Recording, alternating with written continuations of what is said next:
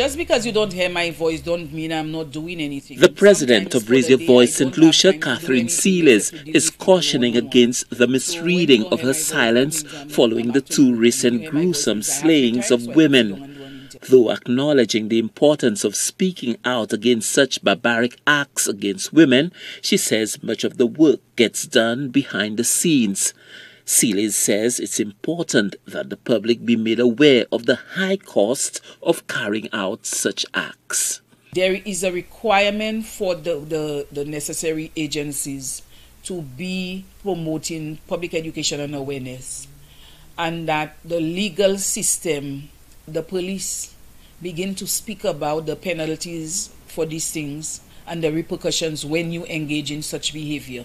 Because I am always saying in St. Lucia, we never speak about repercussion and accountability, and I think this is where we should go, so people are aware. If I do that, then there is a price to pay. Sealys says the mere enactment of the landmark legislation against domestic violence and abuse in and of itself will not make a difference. She says those employed in key government agencies that deal with people in such distress should familiarize themselves with the legislation. Family court in particular seems to not understand the contents and have not bothered to read the contents of this bill.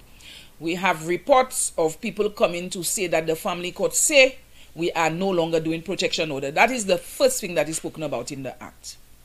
And you don't have to be a lawyer or anything, you just have to read it to understand it. And we are very concerned about that. So we continue to say to the government of St. Lucia, it is necessary to train public servants who are points of contact for domestic violence, so that they understand the contents of the bill and be able to serve people properly.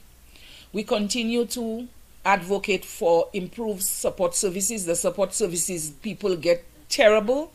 People go and get support services and they come back here and they sit down and they cry and they're very frustrated with the level of service they get. We are also very concerned that people are not taking domestic violence seriously. People who work for the government of St. Lucia are not taking domestic violence seriously. The president of Raise Your Voice St. Lucia wants the St. Lucian public to be seriously engaged on the contents of the recent landmark legislation with the view to bringing about a change in people's behavior and to have them understand the consequences of running afoul of the landmark domestic violence legislation. Stanley Lucian for the HTS Newsforce.